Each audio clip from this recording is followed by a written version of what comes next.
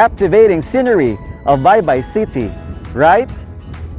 Hi guys! We are now here again at Lintaon Peak in Baybay City, Leyte for another lesson which will focus on how to use colored oil pastels for drawing landscapes.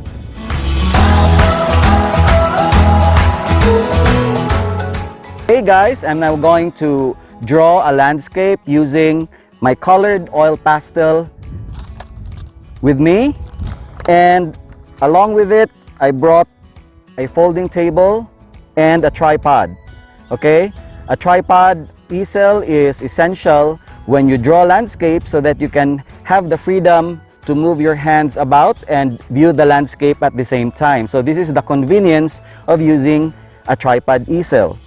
Okay, the first step that you will do when you're going to draw a landscape is try to determine its local color. So the local color that we have here is mostly green and blue, so I'll be using light blue for my outline. So later the lines of the blue won't be visible as I place the other layers of color on my illustration board. Okay, this is my illustration board. Okay, so you may also use paper like Oslo or rough cartolina for your oil pastel drawing, but since I would like to come up with a more stronger and more easily transportable piece of medium, I used illustration board, artist illustration board. So let's first sketch using the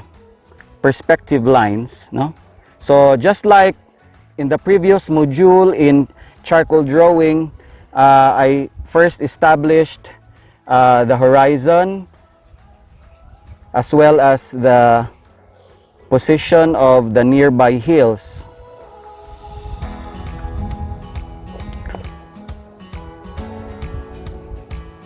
So I have to be very careful on how to create the illusion of distance with my sketch, no? So the most important thing to do when you make your sketch is you have to be very sure and accurate about your establishing lines. Okay, so I've now indicated the areas of the horizon, the hills nearby, and the bushes and trees that I would like to place in my foreground. Okay, so what we usually do in using pastels, oil pastels for sketching is that we start first with our background. So the base color, the local color that we have here is blue, so I'm going to first introduce the color of our sky. So I'm here introducing, I'm using here sky blue.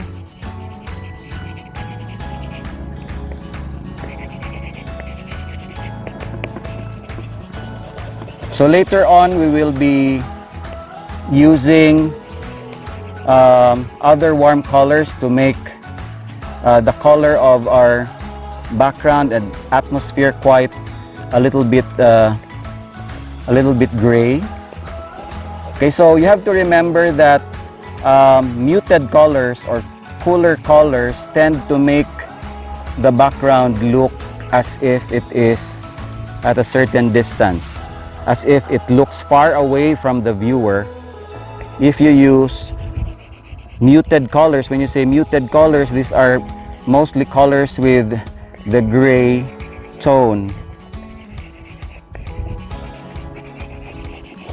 So when you also use your oil pastels for landscapes, you have to be very careful on your use of yellow, because yellow is a very powerful color and it tends to overwhelm the eyes, and yellow sometimes creates problems when it comes to atmospheric perspective or creating the illusion of distance. So next is we'll use a much darker blue color for the mountain range.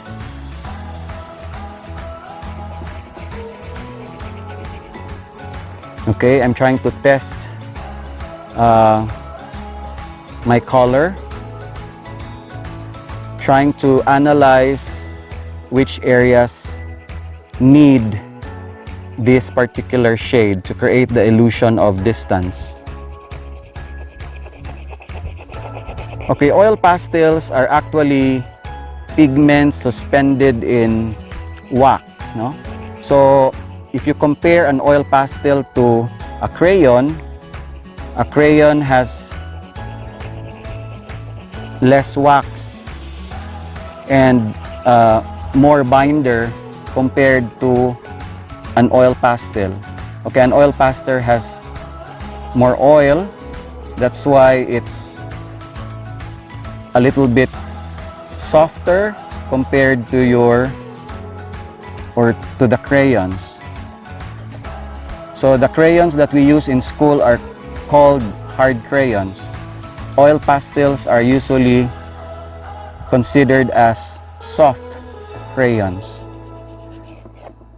So what's nice about oil pastels is that they are very spreadable and they're blendable, and they can easily be diluted using turpentine.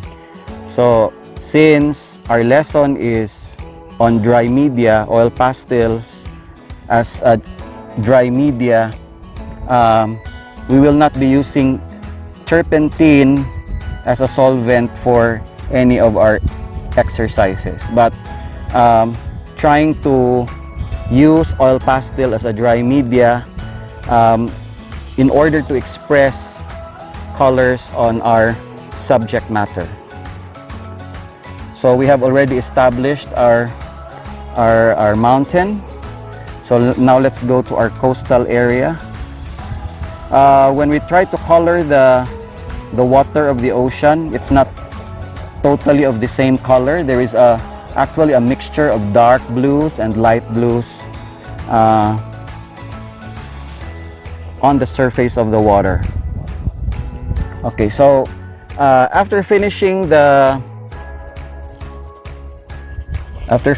our background, so let's move forward towards the foreground, and I'll be using a lighter shade of green to color part of the coastline as well as some parts of the mountain area. Okay, so when we try to use oil pastels, usually most artists use colors from light to dark. Okay, so the problem with oil pastel is that you can actually scrape the colors if you commit mistakes, but it's not easy to completely remove colors that you have erroneously applied on your surface, no? So every now and then you have to consider the different tonal values of your landscape. So which part have the light tones and the dark tones. So here I'm using a 12 color set of oil pastels, and if you noticed, I haven't used yellow yet, no? So I'll save the yellow for last. I'm going to use yellow for the accent for the warm areas of my oil pastel drawing. Okay, so you try to reserve yellow for the last part of your drawing session, wherein you're going to use it for the accents. So right now I'm determining the areas in the landscape which has the light green or yellow-green color. And if you notice, the mountains in the Leyte Central Cordilleras have a few tinge of green, but I'm not trying to use too much bright green there, just a hint of the vegetation because I'll be reducing the illusion of distance if I do so. So instead, I'll be adding a little bit of violet or purple for the shadow areas of the mountain range. And you have to be very careful when using purple because too much purple will diminish the illusion of distance if the background becomes too dark. Okay, so instead I use the violet to indicate the shadow areas in between the ridges of the mountain range, and I'm also applying purple in the foreground. So if you mix purple and yellow-green, you will come up with a darker kind of green. Okay, so if you notice here in my approach, the colors that I apply are created in patches. Okay, I don't tend to linger in one area because if you try to stay in one area, the result will become overworked. So we have to avoid overworking our pastel drawings. When you say overworked, it means that the drawing is not fresh looking, or as if the artists have spent too much time adjusting some parts of the artwork. So that's what we refer to as overworked. So a good artwork should look effortless, should show the stroke made by the artist, as well as show the viewer the technique that the artist have used. So I'm using right now more of zigzags and cross hatches, and so I'll try to introduce a few grays for the clouds to complete the complement of the foreground and the background.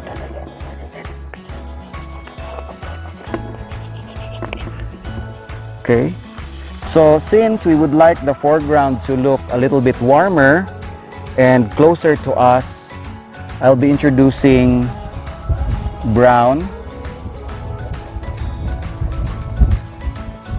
for the ridges of the hill, as well as for the dark areas of the vegetation.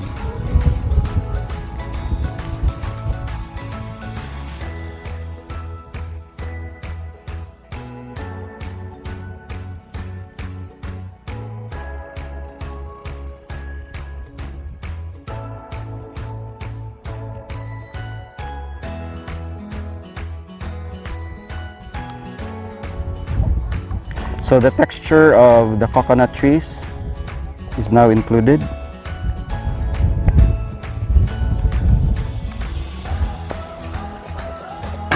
So if you notice, it's largely what we call as impressions. So if you combine green and brown, we can come up with a more earthy type of green.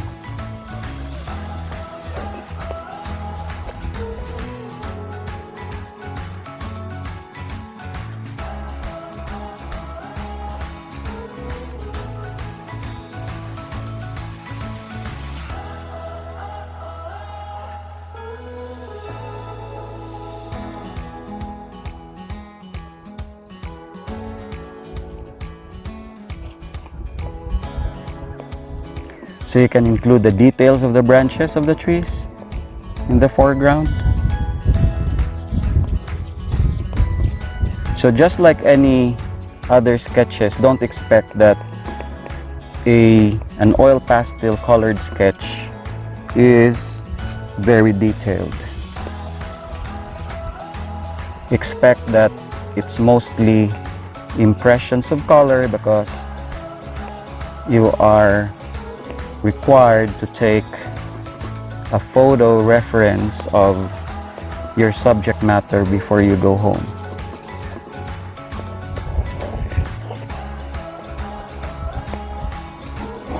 So to further darken the intensity, you can include a little bit of hints of red in the foreground, or use black to further intensify